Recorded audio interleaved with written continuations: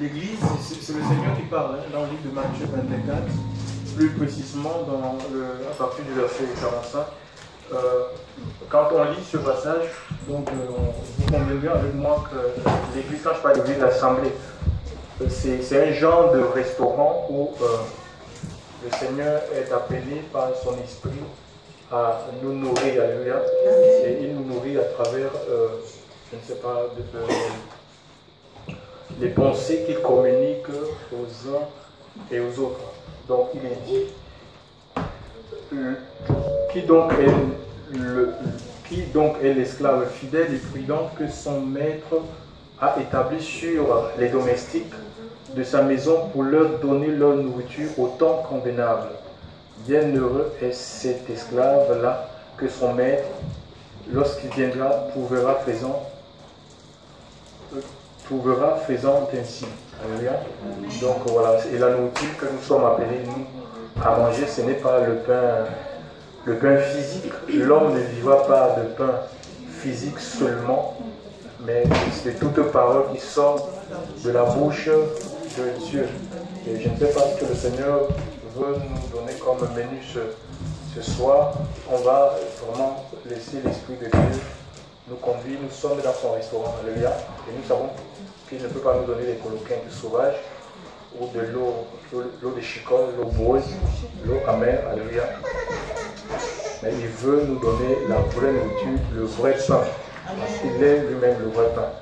Donc on va disposer nos cœurs et laisser le Saint-Esprit nous conduire. Père, je te rends grâce encore pour la liberté que nous avons de pouvoir nous rassembler en ton nom dans ce pays, la France, Seigneur. Merci pour ce lieu qui est ouvert, Seigneur, pour enseigner, Seigneur, ta volonté, Seigneur. Je prie que tu conduises ces instants, Seigneur Dieu, que ta présence soit effective au milieu de nous, Seigneur. Ce que nous désirons, ce n'est pas la volonté de l'homme ni la gloire de l'homme, mais c'est ta volonté parfaite, c'est ta gloire puissante et agissante au milieu de nous, au nom de Jésus. Je te prie de sanctifier ces lieux, de sanctifier nos cœurs, de sanctifier nos vies. Seigneur, que ton Esprit Saint puisse parler à chacun de nous, Seigneur Dieu Père. Et nous amener à entrer dans l'accomplissement, Seigneur Dieu, de tes promesses au puissant nom de Jésus. Que ton nom soit béni pour tout ce que tu fais. Gloire à Dieu. Merci Seigneur. Merci de conduire ces instants, Seigneur, d'influencer ces instants. Tout pour la gloire de ton nom et le témoignage de ta parole. Merci Dieu. Bon, est-ce que quelqu'un a une question relative à la parole de Dieu, aux événements qui se passent, je ne sais pas. Et voilà, sentons-nous libres ce soir. Et quand il y a une question, il y a des événements qui se produisent dans le monde, tu vois, les décisions, même à travers le gouvernement, il y a des choses qui se font et il y a, je ne sais pas si quelqu'un a une question, ce soir on va essayer. Oui, tu veux poser une question? Il faut parler à haute voix, ma soeur. Je voulais demander si, par exemple, comme c'est dit qu'il va avoir la fin du monde, et il va avoir la fin du monde. Si jamais, je me dis, est-ce que la prière peut stopper ou comme il y a des trous, il a dit qu'au dernier moment, il y aura des trous. Ah, si la prière peut stopper quoi? On prie pour, par exemple, pour la guerre, contre la guerre, comme Dieu même l'a dit qu'il y aura des troubles. Ah, oui. Est-ce que les prières peuvent arrêter ou la volonté de Dieu? Ah, oui. Voilà, c'est ce que je veux savoir. Oui, donc après il faut comprendre que dans la Bible, il y a des prières, en fait, il y a des prophéties en fait, qui sont dites dans les Écritures. Que nos prières, c'est comme, imagine un peu la venue du Messie. Le Messie avait été annoncé 800 ans plus tôt par le prophète Ésaïe. Joël aussi avait annoncé la venue de l'Esprit de Dieu. Donc imagine peut-être à cette époque-là, les gens se mettent à prier que le Messie ne vienne pas. C'est des prières caduques qui sont nulles. Donc il y a des choses qui sont c'est comme la venue de l'Antéchrist. On ne peut pas prier pour que l'Antéchrist ne vienne pas. Il y en a certains qui prient même pour la paix d'Israël. Il n'y aura jamais de paix à l'Israël parce que tout ça c'est écrit dans les Écritures. C'est le Seigneur lui-même, quand dans la seconde, il y a la première venue, la lettre de l'Église, et la troisième venue. Alléluia. Parce qu'après l'église sera enlevée, il y a eu la première venue, il est venu pour mourir à la croix. Maintenant, la deuxième venue, il viendra dans les nuées, l'Écriture nous dit tout est levera. Alléluia. Même ceux qui l'ont percé. Ça sera pour enlever son église. Et la troisième venue, ça sera pour Israël en fait. Hein. Donc il y aura la guerre d'Armageddon. Et c'est le Seigneur lui-même qui viendra mettre fin à cette guerre-là. Tu vois? Donc toutes les nations vont se liguer contre Israël. Il y a des prophéties. Par exemple, tu parles des troubles dans le monde. Ce sont des signes qui annoncent, qui précèdent la seconde venue de Christ. On ne peut rien contre ces troubles. Donc il nous a avertis. Mais nous devons, en tant qu'enfants de Dieu, au vu de tout ça, nous devons être prêts. Hein? On doit sortir complètement de la récréation en fait. Et vraiment ranger notre vie, mettre notre vie en ordre, parce que quoi? Le Seigneur est venu à tout moment. Tous les signes sont là. Alléluia. Les signes précurseurs de sa seconde venue. Donc c'est des prières vaines en fait. Tu vois? Donc on prie pour la paix, on peut prier, on est en France, on peut prier pour la paix de cette nation, parce que qu'il n'y ait pas de guerre en fait, parce que notre paix en dépend. J'imagine un peu s'il y a des troubles en France, des guerres civiles et tout ça, ou une guerre contre notre pays, il sera difficile pour vous et moi de nous rassembler. Moi je ne vais pas quitter Castelnau pour venir à Montpellier. Déjà il y aura des couvre-feux et tout ça. Tu vois, ça on peut prier pour que ces choses n'arrivent pas. Voilà, bénissons le Seigneur parce qu'on est dans un pays où il y a la paix en fait. Voilà, donc, est-ce qu'il y a une autre question? Hein? Moi, ma question c'est celle-ci. Oui. Je ne trouvais pas beaucoup de choses que je vois parce que je bouge beaucoup. Beaucoup de gens qui souffrent. Moi, je parle de moi, mais oui. tellement que je vais le côté. Oui, et la question c'est quoi? Qu'est-ce qu'on peut faire? Pourquoi tant de souffrance? Donc, oui, mais les gens, ils souffrent parce que déjà, ils ne veulent pas de Dieu. Tu vois? Dieu n'est pas à l'origine de cette souffrance. Ils souffrent parce qu'ils sont à la merci du diable. Hein. Et c'est Satan qui est auteur de tous ces malheurs. Mais s'ils viennent au Seigneur, Dieu va être capable, il va abroger leur... Ils ne veulent pas de Dieu, tu vois. Donc, et quand on n'a pas Dieu en nous, on est à la merci de l'ennemi. Et il peut faire ce qu'il a envie. Je ne dis pas que quand on est enfant de Dieu, on ne peut pas connaître. Il y a des souffrances que Dieu permet, mais elles sont formatrices, tout simplement. Le Seigneur nous forme, hein, il nous conduit au désert, c'est pour interroger notre cœur, pour bâtir, pour purifier notre foi, notre relation avec lui. Tu vois, c'est différent avec la souffrance des gens qui sont sans Dieu, sans vie, sans espérance divine. Oui, il y a une autre question?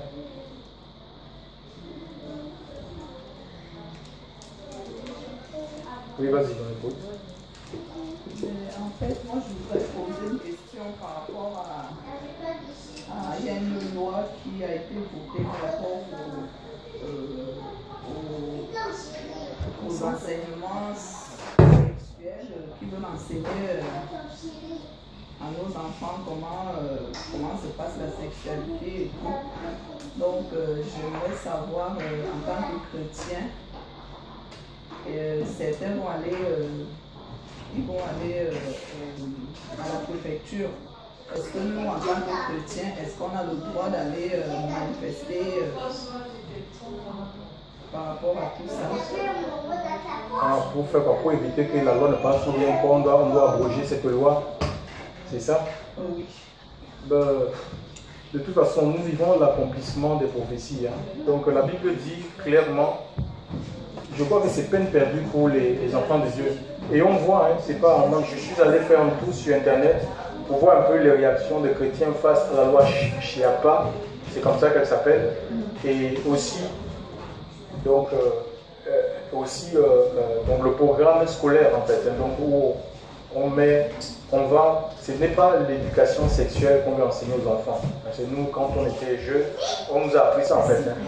L'éducation sexuelle, l'anatomie, comment l'homme est composé, la femme est composée, l'âge pubère et les maladies sexuellement transmissibles, comment compter, être capable, en capacité de compter ses menstrues et tout.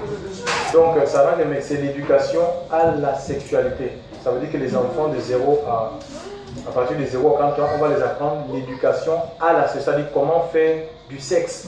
Tu vois, c'est pas, oui, comment faire du sexe. Donc, en fait, nous vivons des temps où Jérémie avait prophétisé, il disait, il y en a un temps où, dans le livre de Jérémie, chapitre 5, verset 20, il dit malheur à ceux qui appellent mal bien et bien mal, qui fait passer les ténèbres pour la lumière. Donc, et on vit donc dans une époque où le mal va devenir la norme en fait.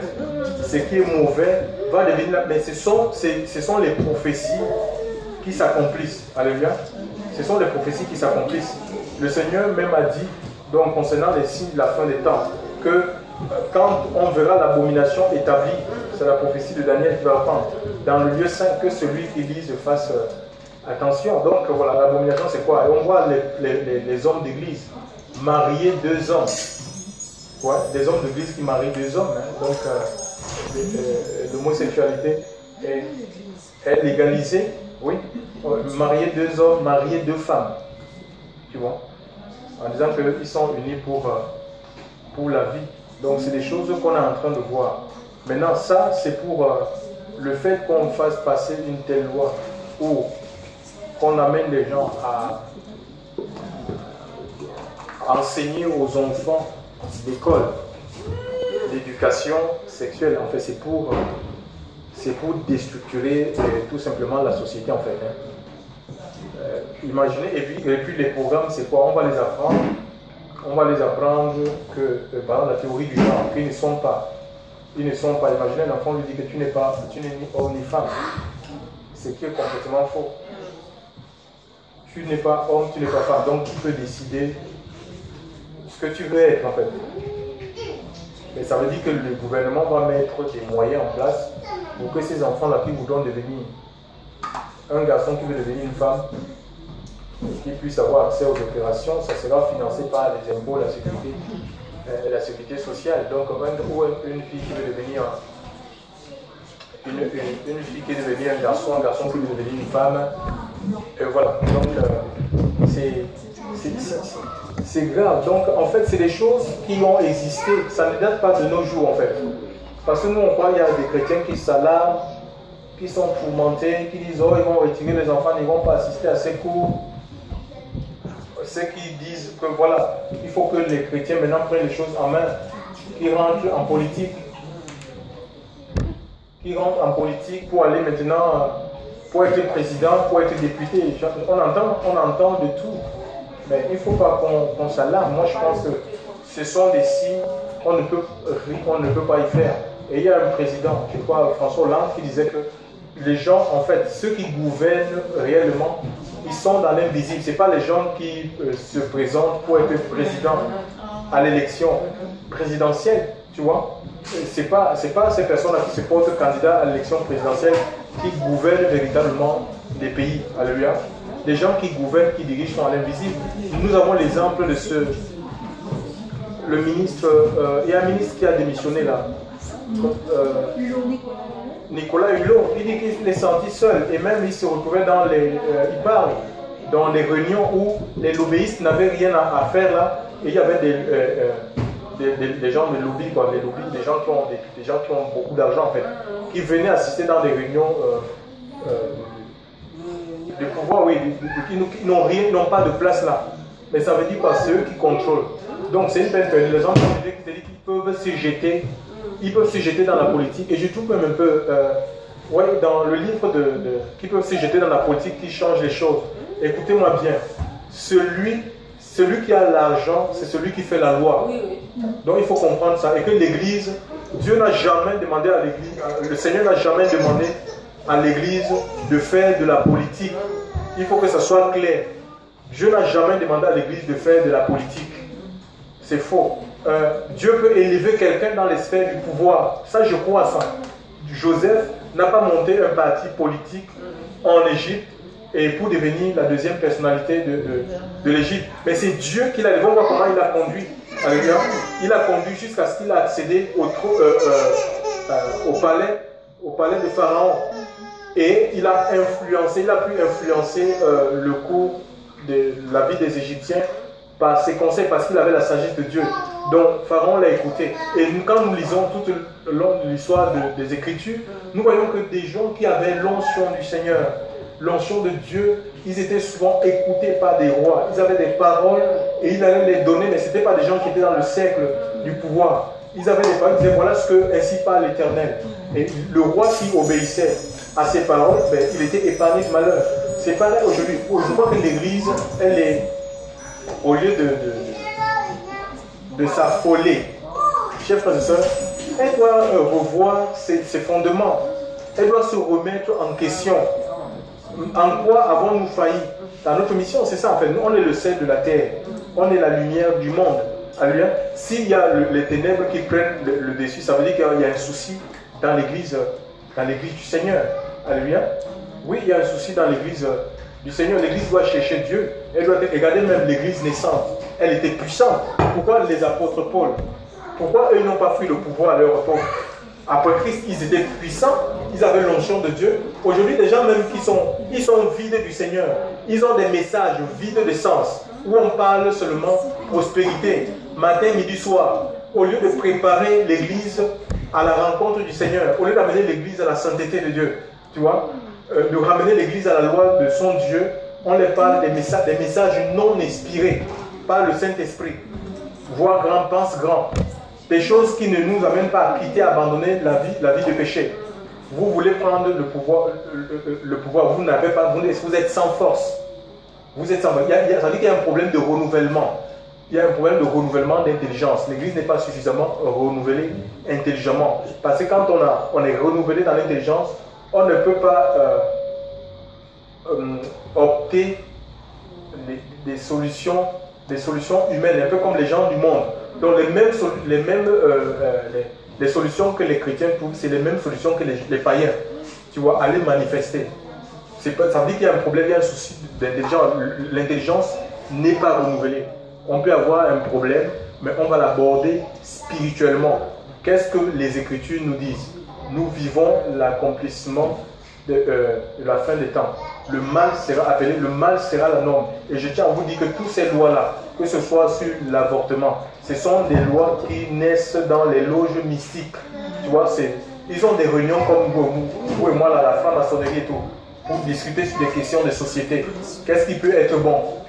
Et ils décident comme ça. Ça se décide là-bas. Et la plupart des élus, ils sont francs-maçons, ils sont à l'intérieur. Donc on va leur dire, voilà, maintenant, balancez ça là-bas et le peuple va suivre. Ils vont voter ça. C'est comme ça que ça se passe. Ça se passe ainsi. Il faut saisir la vision de Dieu, Il faut saisir la vision de Dieu pour ta propre vie. Il y a des gens qui marchaient avec le Seigneur, qui se sont jetés dans la politique, pensant qu'ils allaient changer les choses, ils n'ont rien changé. Et je t'ai dit, imaginez un parti politique. Je prends l'exemple du Parti socialiste. Un parti qui approuve d'abord ceux qui sont à la base du mariage pour tous, homosexuels. Tu es chrétien, tu as la carte, tu es militant dans un parti qui approuve l'homosexualité. Et pourtant la même Bible que tu enseignes te dit dans le livre de Romains que le Seigneur dit que même des gens, on peut lire Romains 8 verset 31, c'est un livre qui traite des relations contre nature. Et qu'est-ce que Romains 8 31 dit?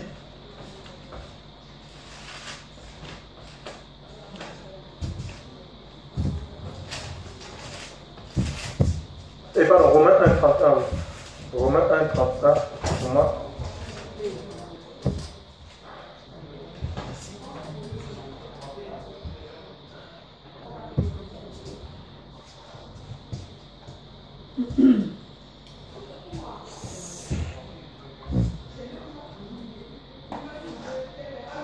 On peut lire à partir du verset 20, verset 20 à 31.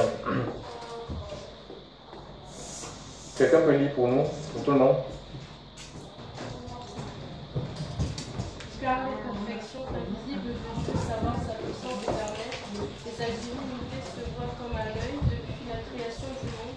Et quand on considère ces ouvrages de sorte qu'ils sont inexcusables, parce qu'ayant connu Dieu, ils ne l'ont point glorifié comme Dieu, et ne lui ont point rendu grâce, mais ils se sont égarés dans de vains raisonnements, et leur cœur destitué d'intelligence a été rempli de ténèbres.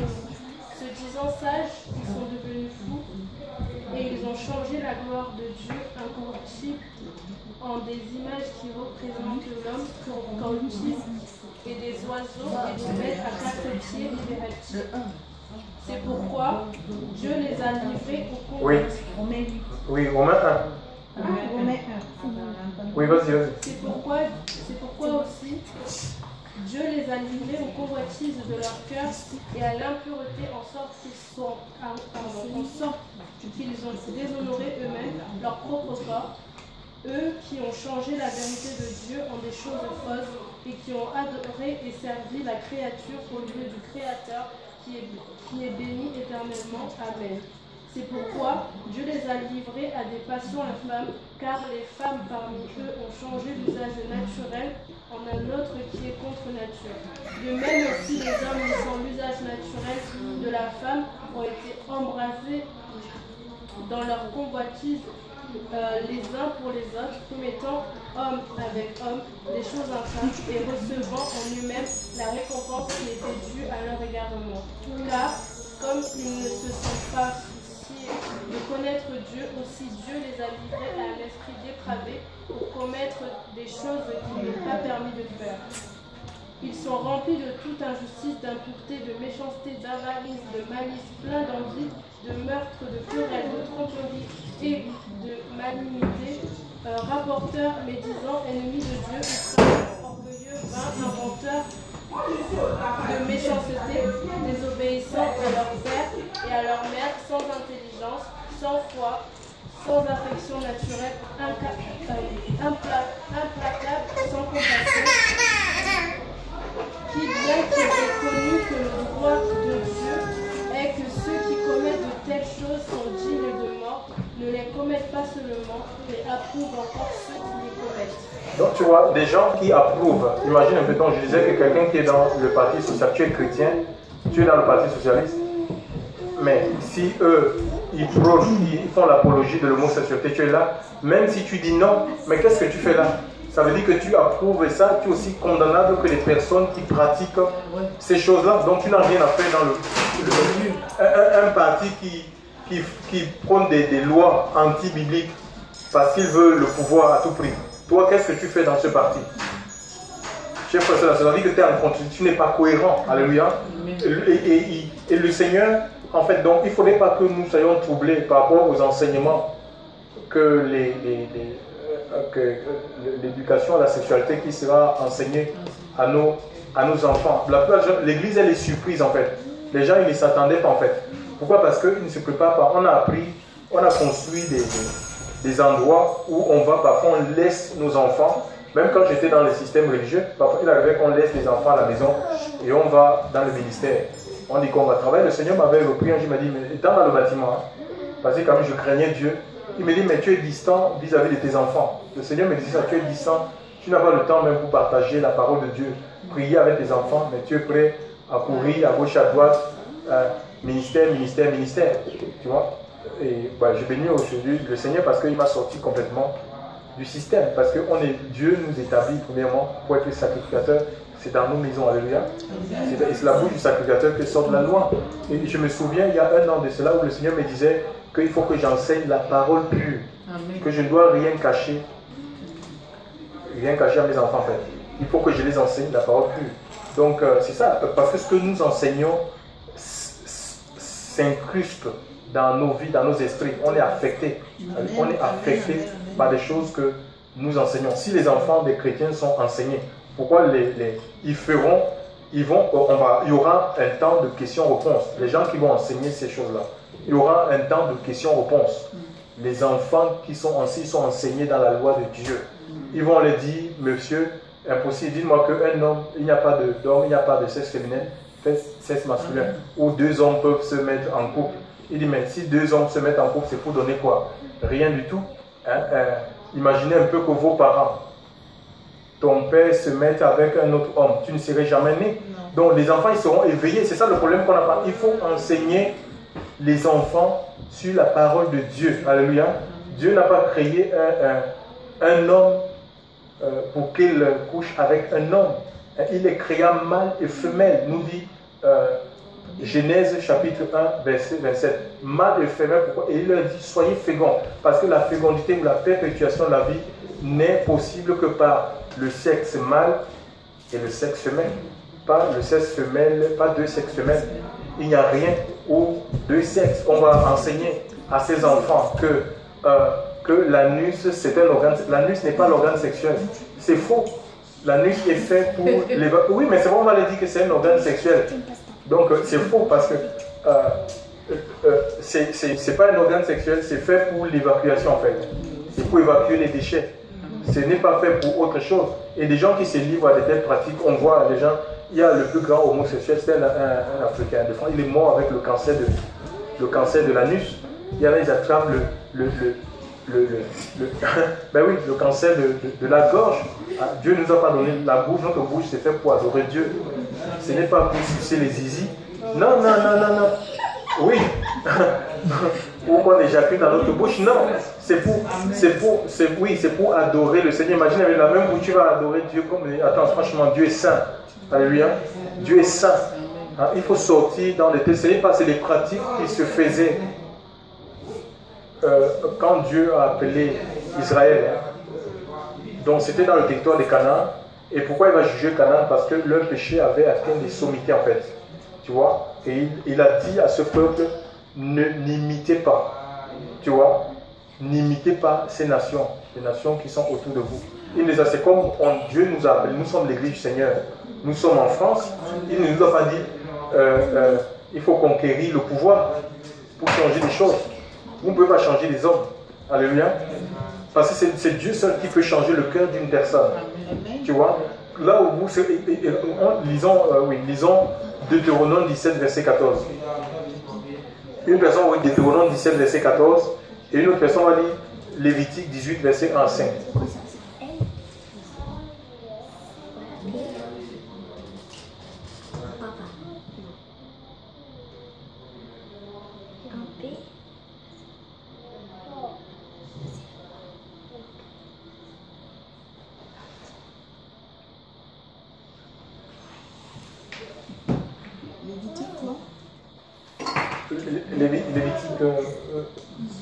Lévitique 18, verset 1 à 5. Et une autre personne ou Deutéronome 14, oui. C'est Deutéronome qui commence.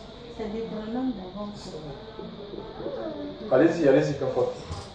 Peu importe, ça dit la même chose. 14, verset 1. Quoi, Deutéronome? Oui. Non, j'ai dit Deutéronome 17, verset 14. Ah, d'accord.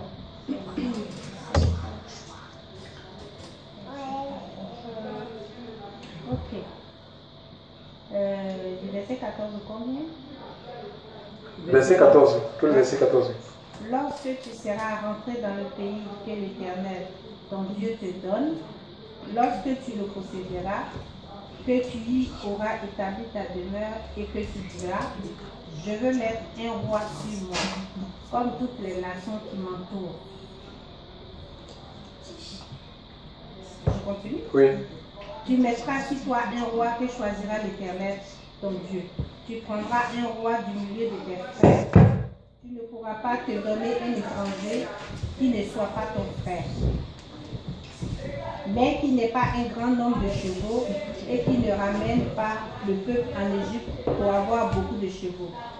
Car l'Éternel vous a dit, vous ne retournerez plus par ce chemin-là.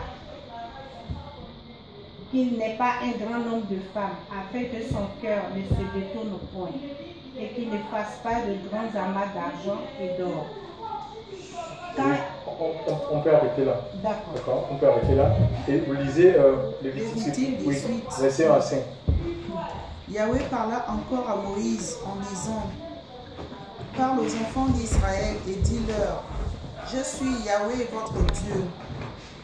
Vous ne ferez pas ce qui se fait dans le pays d'Égypte, où vous avez habité, ni ce qui se fait dans le pays de Canaan, où je vous amène, vous ne vivrez pas selon leur statut. On va voir tout ça après. Hein. Donc, leur statut, en fait. Oui. Vous savez, des statuts. Donc, les statuts, c'est des lois, en fait, hein, qu'ils ont mis en place. Donc, et ils conditionnent leur vie, en fait. Oui. Donc, ici, le Seigneur dit, Dieu nous a sortis de l'Égypte, par exemple, du monde. Oui. Tu vois? Et il nous a introduits, non pas à Canaan, mais il nous a introduits dans le royaume des cieux. Sauf que nous sommes dans le royaume, en même temps, nous sommes dans le monde. Par exemple, ici, nous sommes en France.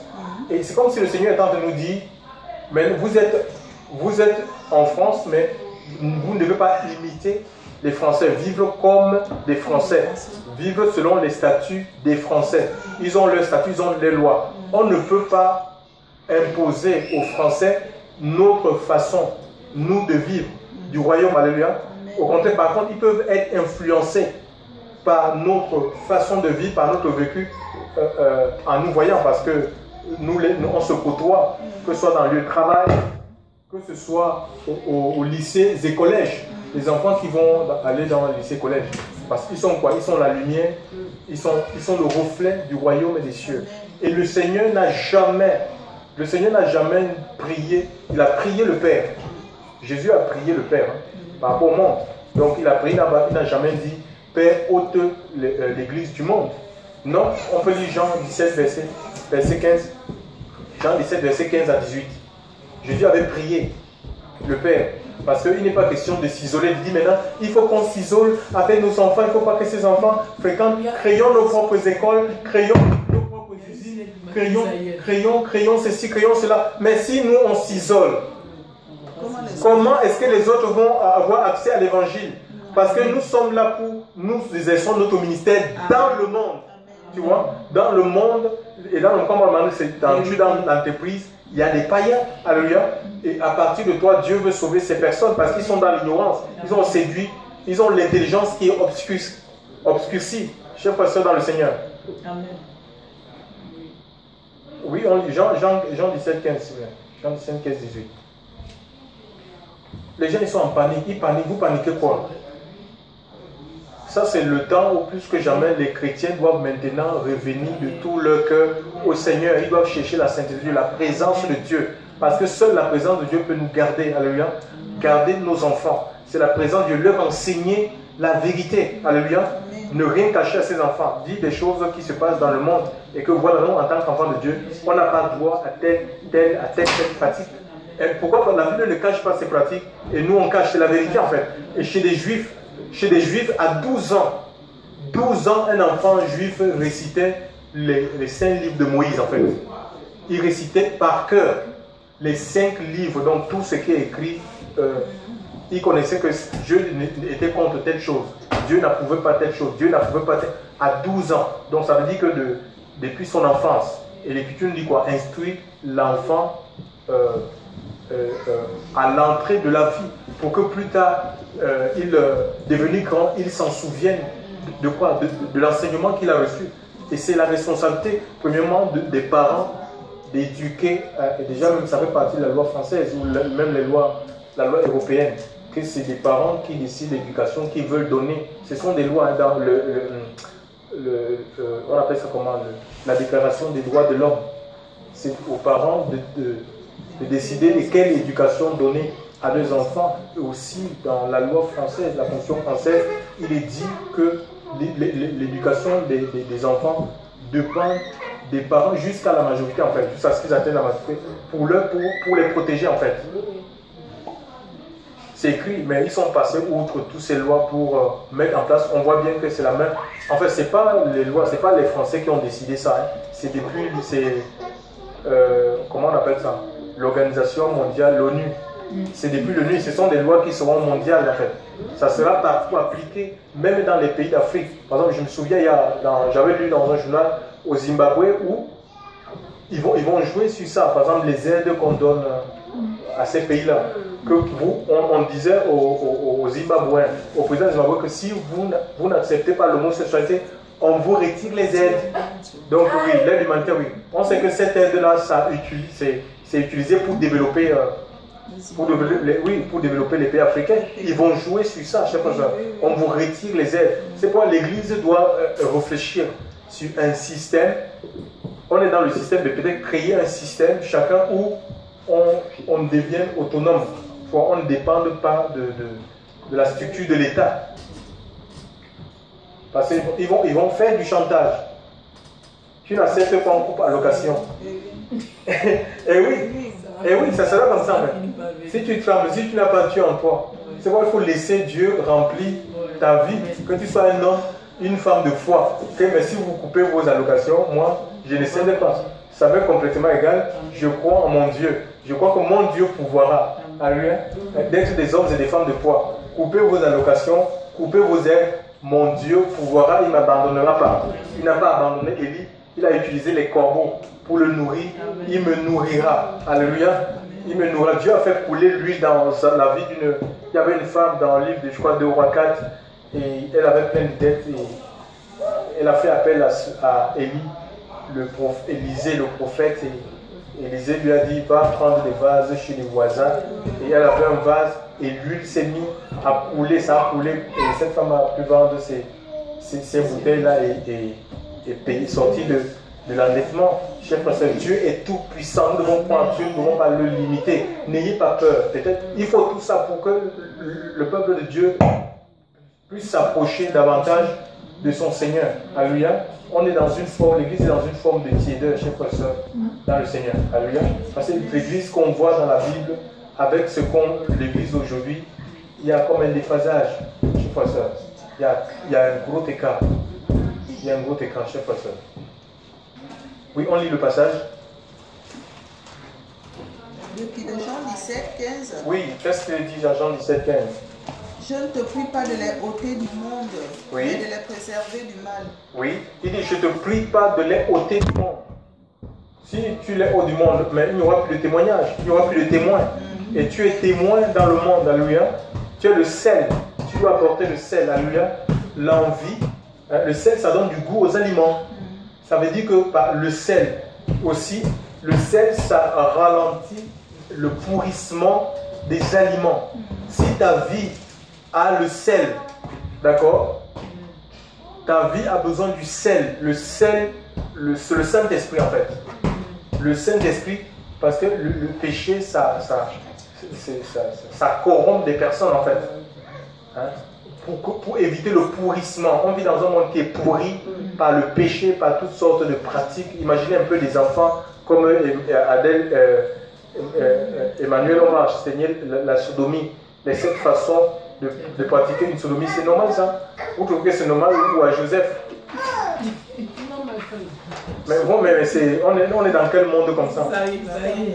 On est dans quel monde comme ça? On est dans quel monde comme ça?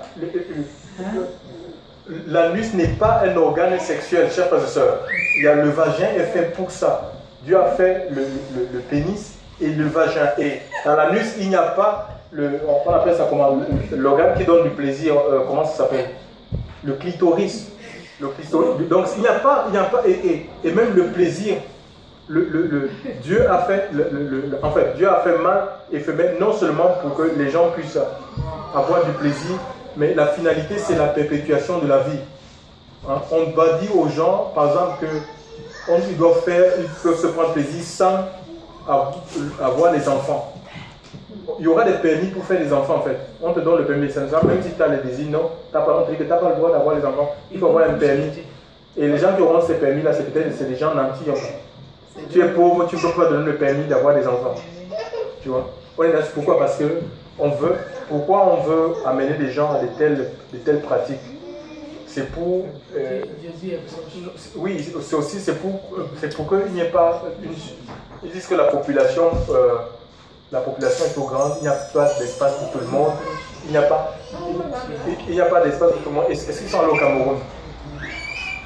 Il y a des forêts complètement... des endroits non habités. Il n'y a pas de place pour tout le monde, il n'y a pas la nourriture pour tout le monde. Donc, et puis, les déchets en fait. Les déchets que nous faisons vont finir par créer une pollution. On ne pourra pas, les gens vont mourir. Donc, pour éviter cela, on veut pousser, on utilise quoi? Le sexe. Le diable utilise le sexe pour début des rapports contre nature. Parce que pour l'enfant, les organes qui permettent à la femme de procréer sont c'est par le vagin en fait, hein, les ovaires et tout ça quoi. Donc ce n'est pas l'utérus et tout ça, c'est pas dans la nuit, c'est pas dans la bouche. Je ferai ça dans le Seigneur. Donc que les gens veulent se marier avec des animaux, vous vous rendez compte? Tu peux te marier, en Norvège c'est légalisé, tu peux te marier avec un animal en fait. Oui, mais ça va venir ici en France, oui. Ça va venir en France, on aura une société, on veut construire une société de monstres. Mais je dis qu'il ne faut pas avoir peur. Nous avons besoin du Seigneur en fait. Nous avons besoin d'être dans le Seigneur. Regardez même cette carte d'identité. J'ai découvert quelque chose, il y a une puce. Est-ce que vous avez qu'il y a une puce? Il y a une puce au niveau de la gorge en fait. Tu vois, et c'est de ce côté-ci. Il y a une puce là. Et une puce au niveau de la photo, là où il y a la photo.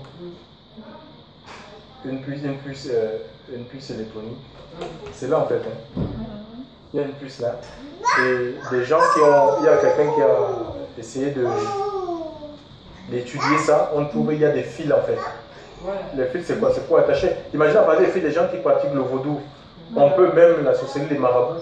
Quand tu veux atteindre quelqu'un, tu as dit que viens avec la photo de la personne. Donc à partir de ta photo, on peut manipuler ton esprit à distance. Les gens sont contrôlés. Regardez un peu, il y a une telle loi. L'église, elle est complètement aboutie. Hein? Il n'y a personne qui se lève pour essayer de faire des enseignements pour dire au peuple de Dieu, non, ne craignez pas. Ce sont des choses qui sont annoncées par la parole de Dieu. Et les gens sont comme ça en fait. Certains disent, oh, mais c'est normal, ça va libérer les enfants.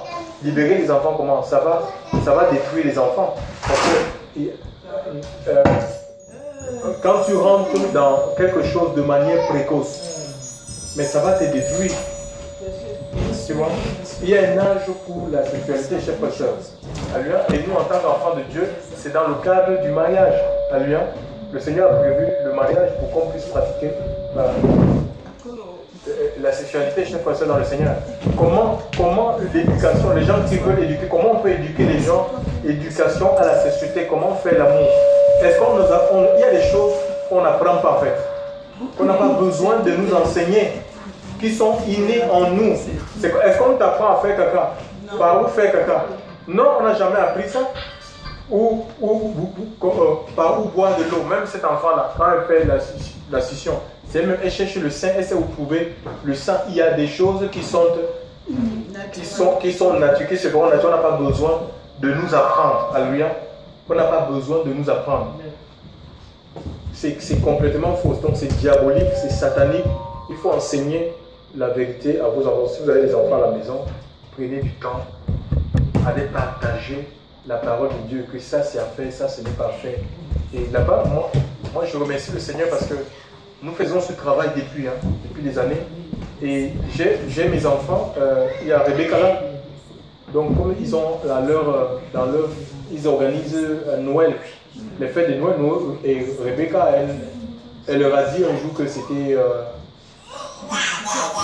c'était diabolique en fait, que c'est pas de Dieu en fait, c'est pas quelque chose de biblique, que c'est diabolique. Et donc ils nous ont appelés à la maison. Hein. C'était le directeur le directeur nous a appelés. Mais quelles sont ces histoires? J'ai dit que oui, nous on ne fait pas ça, que c'est pas dans la Bible, nous suivons la Bible. On est les croyants et cette éducation-là, on donne ça aux enfants. Ils peuvent faire ça là-bas, à la maison, à l'école là-bas, mais ça se limite là-bas, ça ne vient pas. Noël. Donc l'enfant les a dit que c'était diabolique, que c'est des fêtes païennes et tout ça. Donc plus c'est commercial, on pousse les gens à acheter. Noël, c'est le mois de décembre, c'est le mois où il y a plus de dettes en fait. Les banquiers donnent des crédits, oui, plus de crédits. Donc les Français s'endettent plus en décembre. Elle leur a dit ça en fait. Et il y a une de ces maîtresses qui a dit non, la façon dont elle a parlé ça a fait peur aux autres enfants. Ils étaient, tu vois, oui, que ça a fait peur aux autres enfants, mais quand même il y a la liberté de penser. Et la France est là pour garantir notre liberté de penser. Donc on les a dit qu'on ne faisait pas ce genre de fête, on ne croyait pas. Vous êtes chrétien, j'ai dit que oui, mais nous on est disciples du Seigneur. On croit à la Bible et il n'y a pas de Jésus est né un jour, mais pas le 25 décembre. Et il n'y a pas de 25 décembre, il n'a jamais dit célébrer mon anniversaire, oui. mon jour de naissance. Il nous demande tout simplement de commémorer sa mort et sa résurrection au travers du pain et oui, le pain et le pain. Le pain symbolisant son corps brisé pour nos iniquités et le vin qui est de son sang. En fait. Donc on voit, le Seigneur dit, ne les ôte pas du monde. Donc on est dans le monde, alléluia. Nous sommes dans le monde et Dieu nous a donné des âmes, alléluia. Il nous a donné une âme contre toute forme d'agression en fait. Parce que ça c'est une agression en fait. C'est une agression qui est spirituelle. Et Dieu nous a donné quoi? Il nous a donné le Saint-Esprit. Vous pouvez continuer le verset 16. Au secours.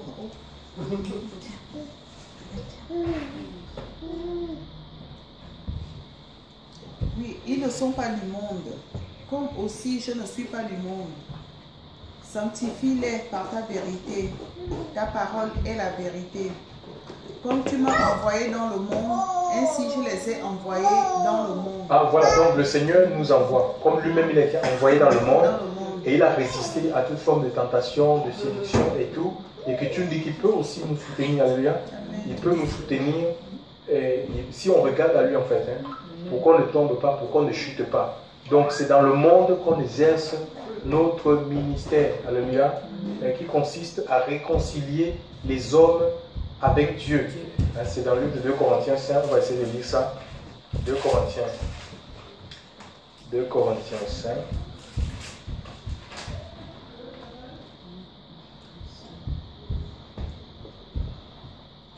Voilà, donc on peut lire à partir du verset 17. 17 à 20. Donc si quelqu'un dans la page fait lecture. Si donc quelqu'un est en Christ, oui, il est une nouvelle créature. Oui. Les choses anciennes sont passées. Voici, toutes choses sont devenues nouvelles. Donc en fait, pour que les choses anciennes passent, il faut être en Christ. Il n'est pas question d'être dans un mouvement, dans une organisation, à côté d'un pasteur. Il dit ceux qui sont en Christ. Ça nous parle de l'identification. Ceux qui acceptent de s'identifier en Christ, c'est une position, alléluia, de foi. En même temps, c'est comme une relation en fait, avec le Seigneur, de repos. Et on sait que notre repos, on ne peut que le trouver dans le Seigneur. Ce n'est pas dans un homme, ce n'est pas dans un jour, ce n'est pas dans une structure, une organisation quelconque. C'est dans le Seigneur. Et Jésus, c'est la parole. C'est dans sa parole. Alléluia. Amen. On devient une nouvelle création. Ça veut dire qu'on a une autre façon, une autre perception de la vie. On voit des choses différemment parce que notre intelligence est renouvelée en fait. Dieu renouvelle notre intelligence pour qu'on voie les choses différemment, qu'on agisse différemment. Alléluia. Amen. On parle différemment. Or, tout cela vient de Dieu qui nous a réconciliés avec lui par Jésus-Christ. Ah, ouais, ça ne vient pas de l'homme. Ce n'est pas l'homme qui produit la nouvelle création. Ça, c'est Dieu qui le fait et il nous a réconciliés avec lui-même par Christ. Oui. Oui. Et qui nous a donné le service de la réconciliation. Voilà, ce service, parce qu'il y a des gens qui vont vous dire, ils ne savent pas, je ne sais pas quoi Dieu m'appelle. Je n'ai rien reçu. Tous les enfants de Dieu ont, c'est un ministère. C'est un ministère, chers frères et sœurs. Le ministère de la réconciliation. Alléluia. Réconcilier les hommes avec Dieu et nous réconcilier déjà entre nous. Alléluia. Pour pouvoir avancer. Parce qu'on ne peut pas avancer si on a des divisions. Sinon, ici, il peut y avoir des divisions. Des points d'incompréhension. Mais il faut qu'on arrive, parce que la parole de Dieu est là. L'Écriture nous demande de nous efforcer à garder l'unité de la foi par le lien de la paix. Le lien de la paix. Pour faire la paix, il faut aller, si on n'est pas en paix avec un frère, avec une soeur, on va et puis on parle. Alléluia. C'est ce que l'Écriture nous dit. On fait la paix et on avance. Et Romains 14, je crois 18 dit, autant que cela dépend de nous, nous devons être en paix avec tout le monde. Mais sachez que autant que cela ne passe pas, sache donc qu'il y aura des gens qui ne voudront pas. Mais au moins tu auras fait ta part. Alléluia. Il faut que tu fasses ta part. Même s'il ne dit pas, ah non, je ne peux pas faire la part avec toi, il ne voudra pas. Non. S'il ne veut pas, c'est son problème. C'est entre lui et Dieu. Toi, tu fais ta part. Alléluia. Être en paix avec les gens, ça ne veut pas dire forcément que tu vas te remettre avec ces personnes. Non. Tu continues ta route. C'est tout. Je fais la paix avec vous et je continue ma route. Alléluia. Je règle ce que j'ai à régler et je continue ma route avec le Seigneur. Merci, tu continues. Car Dieu était en Christ, réconciliant le monde avec lui-même, en ne leur imputant pas leurs fautes.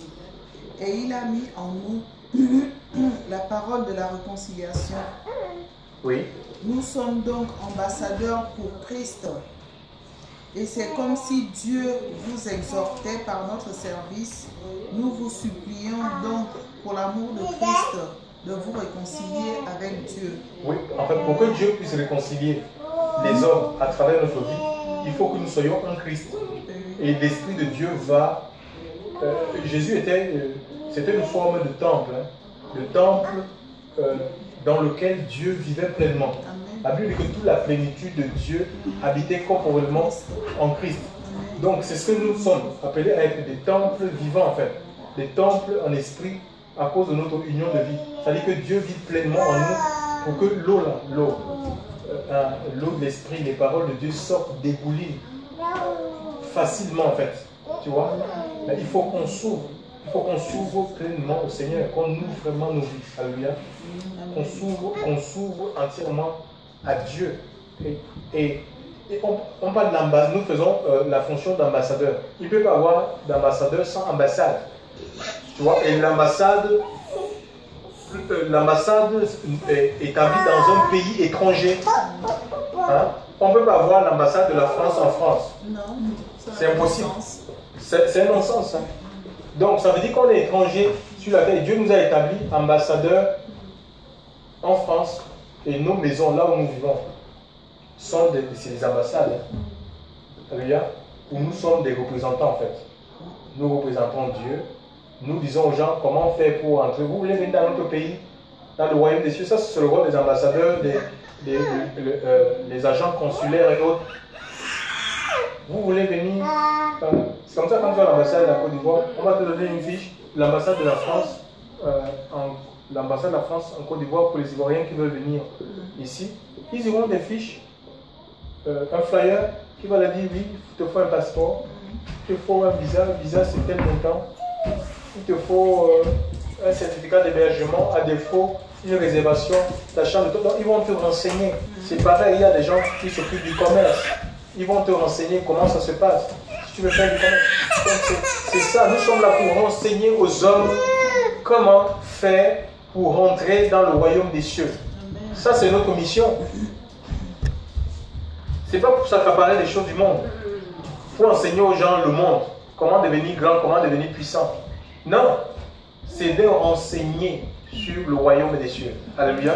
Et Jésus va dire, repentez-vous car le royaume des cieux, ça passe par la repentance. On ne peut pas rentrer dans le royaume des cieux sans la repentance. C'est le message qu'a prêché bien avant Christ. Jean-Baptiste a apporté ce message. Et Jésus a suivi les apôtres, c'est le royaume, repentez-vous. Car le royaume des cieux, pour repentez-vous et convertissez-vous pour que les temps de rafraîchissement, c'est la paix. Alléluia.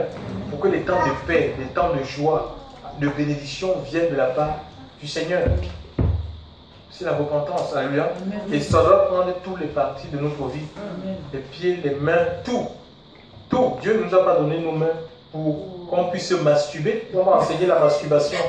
Ils vont enseigner la masturbation. Hein? Non. Ils vont enseigner la masturbation. Je sais comment je dis. Ils vont enseigner la masturbation. C'est le fait d'utiliser ta main pour te donner toi-même du plaisir, hein, avec du gel. On va te dire que tu veux coucher ton zizi et tu commences à, pour avoir du plaisir. C'est pas de Dieu en fait. La Bible dit, Colossiens, on peut lire Colossiens, s'il vous plaît. Colossiens chapitre 3, verset 5. Amen. Que tu peux te toucher toi-même, on va te montrer les zones exogènes de plaisir. On va dire que tu peux te toucher. Tu peux te toucher toi-même pour avoir du plaisir. Toi-même, c'est l'autosatisfaction, ça, c'est égoïste. C'est pas de Dieu. Dieu a prévu une femme et un homme dans le cadre du mariage. Alléluia.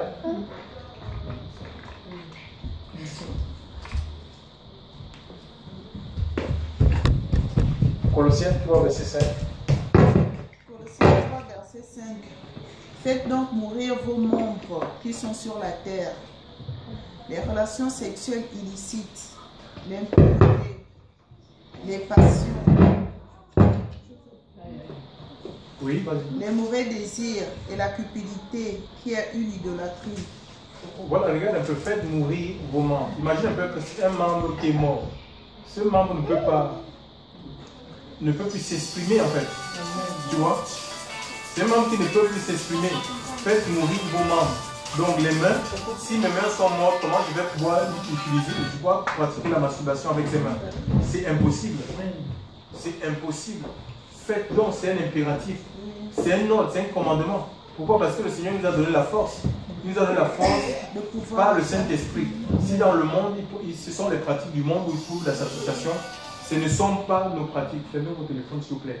Ce ne sont pas les pratiques dans le royaume des cieux. Alléluia. Dans le royaume des cieux, où avoir du plaisir, Dieu a prévu, dans le cas du mariage, maintenant il a créé le sexe mâle et le sexe femelle. Alléluia. Donc, faites donc mourir, donc c'est un ordre, c'est un commandement, c'est un impératif. Faites mourir vos membres. Donc si mes membres là sont morts, je ne peux pas les utiliser pour les satisfaire. Alléluia. C'est impossible. Et il y a un autre passage dans Romains chapitre 6, verset 13.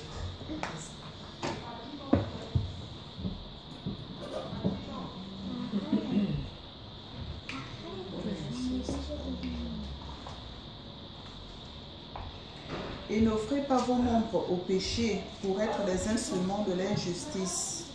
Tu vois, quand tu offres tes membres au péché, que ce soit ta bouche, que ce soit tes oreilles, tes yeux, avec nos yeux, on peut regarder par la pornographie, tu vois, et ce qu'on regarde peut finir par influencer nos vies, on peut avoir cette tendance-là. Aujourd'hui, il y a des couples qui ont pour modèle les acteurs au cinéma pour pratiquer la vie sexuelle. C'est qu'on n'a pas besoin d'imiter quoi que ce soit. C'est des choses qui se font naturellement. On n'apprend pas quelqu'un comment on fait l'amour, chers frères et sœurs. C'est des choses qui sont innées. Alléluia. Oui. Donc, je ne peux pas utiliser mes mains comme des instruments de péché. Je vais prendre mes pieds pour aller dans les rendez-vous de péché.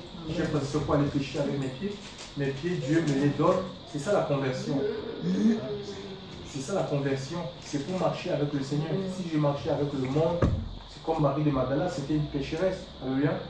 C'était une prostituée. Elle utilisait ses pieds pour aller dans les carrefours.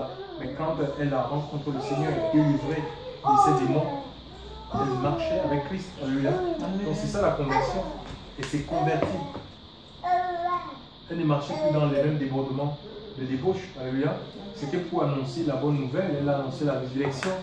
Vous voyez un peu? Donc elle avait changé. Ce n'était plus pour aller chercher les hommes à gauche et à droite. Je ferai ça dans le Seigneur. Donc je reviens sur Jean 17, le verset 16, ma soeur.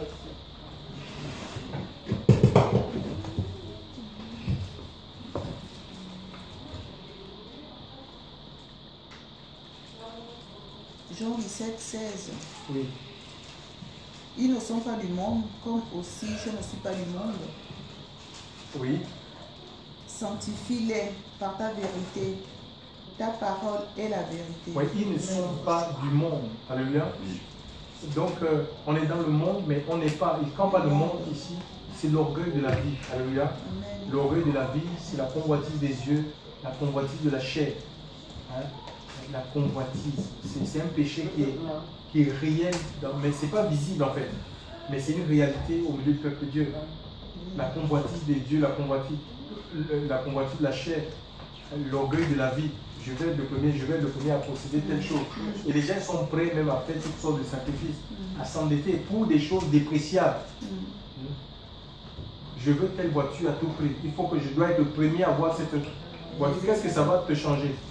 Tu auras une satisfaction d'un moment, et puis tu vas voir une personne qui va sortir avec une voiture plus que celle-là. Après, tu vas te mettre à convoiter. Je ne veux plus. C'est comme ça, nous les hommes, en fait. C'est le contentement avec le Seigneur. C'est le contentement. Beaucoup tombent dans les pièges. Et même quoi, il y aura une, là on appelle ça des transactions sexuelles. C'est quoi? On va enseigner ça en fait, hein, les transactions sexuelles, ça sera une loi, ça dit, ben, t'es une jeune fille, tu veux par exemple, tu veux les études, tu veux faire les études, tu n'as pas de moyens, ben voilà, en échange, quelqu'un qui est riche, on va dire, voilà, telle personne peut t'aider. L'assistance, ça va dire, telle personne peut t'aider en échange des services sexuels. Donc il va utiliser comme objet sexuel pour financer, pour payer soit ta chambre d'étudiant. Eh ben, même pareil pour les garçons. Voilà, Macron, il a épousé sa grand-mère. C'est quoi? Oui, non, mais il a épousé sa grand-mère. Regarde, on va dire oui. Ben, je sais, oui, tu veux un iPhone 8? Eh ben, il y a une mamie de 70 ans là-bas. Voilà. Donc, en échange, elle fait tout ce qu'elle a envie de faire avec toi. Et voilà, donc, tu auras ton iPhone 8. C'est comme ça en fait. Et ça, c'est la prostitution. On va encourager les gens à la prostitution en fait. C'est des pratiques qui se faisaient. Nous sommes dans le monde. Alléluia. On ne peut pas refaire le monde. Et ce monde gît sous la puissance de Satan, nous l'Écriture. Hein, le diable vert, ce sont des vagues d'impureté. Et nous allons connaître encore pire. Des vagues d'impureté que le diable balance dans le monde. Et ces ministres sont là pour mettre à exécution toutes ces lois apostates, anti-Dieu, anti-bibliques.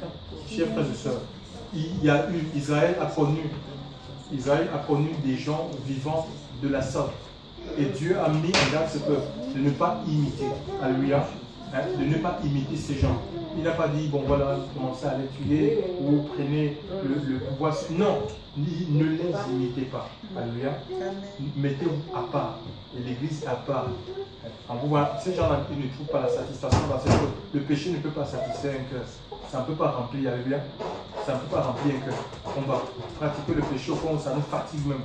On est fatigué, on ne sait pas comment sortir de ça.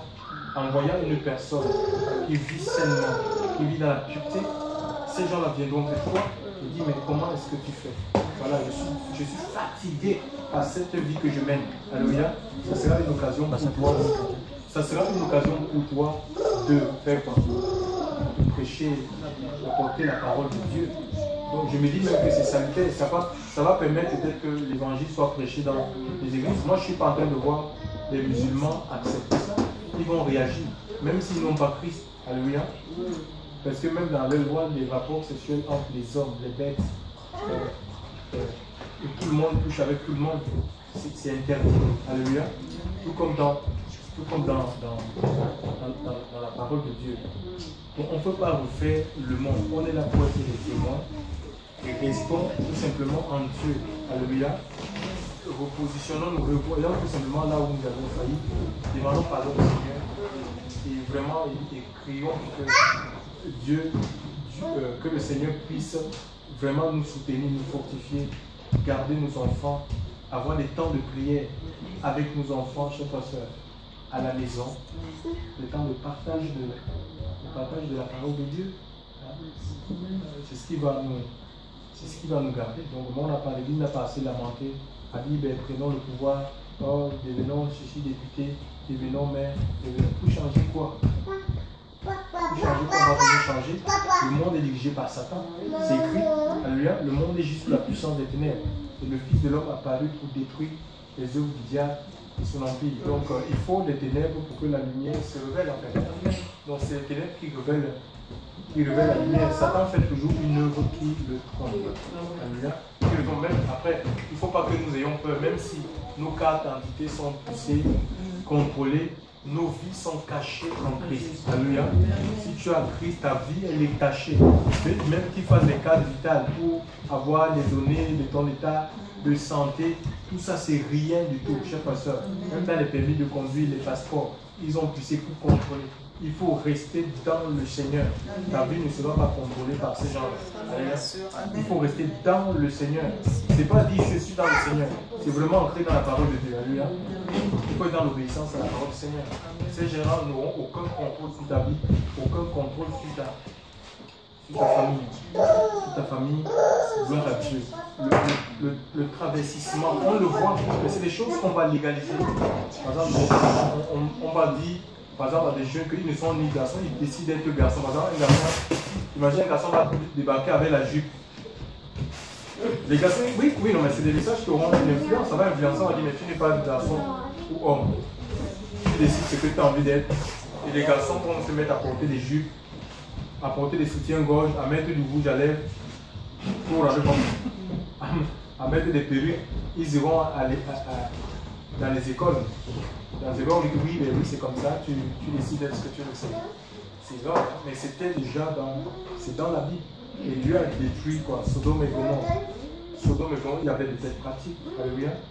Dans Sodome et Gomorrhe, et Dieu a détruit Sodome et Gomorrhe. Avant Sodome et Gomorrhe, du temps de Noé, chers pasteurs, la Bible dit que les pensées de l'homme étaient chaque jour portées vers le mal. Le mal, c'est le mal qui prédominait. Mais c'est à cause de cela que Dieu a envoyé le déluge. Alléluia. Dieu a envoyé le déluge et cette terre, je vois qu'elle tirait sa fin, elle est réservée pour le feu. Alléluia. Elle est réservée, mais le suffit que Dieu use de patience. Dieu use de patience parce que moi je mets Dieu avec toutes ces abominations, la Bible qui use de patience, ne voulant pas qu'aucun périsse. Dieu ne veut pas la mort des pécheurs, il ne veut pas la mort des homosexuels, des lesbiennes, chers frères et sœurs. C'est des gens qui sont sous ils sont possédés en fait. Ils sont possédés par le diable. Il ne veut pas la mort de ces personnes, mais il veut qu'ils se repentent et qu'ils vivent. Alléluia. Donc il y a un jour, nous les vécus, c'est comme 1000 ans. 1000 ans, c'est comme un jour. Alléluia. Devant le Seigneur. Ça peut aussi, un jour, ça peut être comme, par exemple, quand les 10 espions, quand les 10 espions ils sont revenus avec des mauvais rapports. Non, mais c'est un pays qui dévore ses habitants, il y a des géants, on a plus de villes fortifiées, donc ça crée du trouble au milieu d'Israël. Et Dieu a dit à ces espions, puisque vous ne m'avez pas glorifié en fait, vous avez sémé le trouble au milieu de mon peuple, donc il devait faire 40 jours pour rentrer à Canaan. Il leur a dit, donc un jour sera un an. Tu vois, un jour sera un an. Il devait faire 40 jours pour rentrer à Canaan. Il a dit, parce qu'à cause de l'incrédulité. Et souvent, il a dit un jour sera un an. Donc ça fait 40 ans. Tu vois. Donc, l'incrédulité, parfois notre incrédulité, notre doute, notre manque de foi fait souvent que les promesses de Dieu tardent à s'accomplir dans notre vie. Donc nous devons avoir foi au Seigneur. Que ces événements ne vous déstabilisent pas. Alléluia. Ne soyez pas déstabilisés, effrayés. Non. Connaissez qui vous êtes. Vous êtes en Christ et comprenez que Dieu est souverain. Il contrôle toutes choses. Même des choses qui paraissent bizarres, ça peut tourner en la faveur de Dieu. Dieu peut les faire tourner en sa faveur. Voilà. Que le Seigneur nous bénisse. Et au moment qu'il nous aide, on va prier le Seigneur. On va prier que le Seigneur nous visite ce soir, qu'il nous donne un renouveau de son esprit, qu'il affermisse notre foi, chers frères et sœurs, dans le Seigneur. Voilà, qu'il bannisse toute crainte dans nos vies, dans la vie des enfants de Dieu. Vraiment que le Seigneur puisse se révéler encore au cœur, pour qu'ils comprennent qu'il amène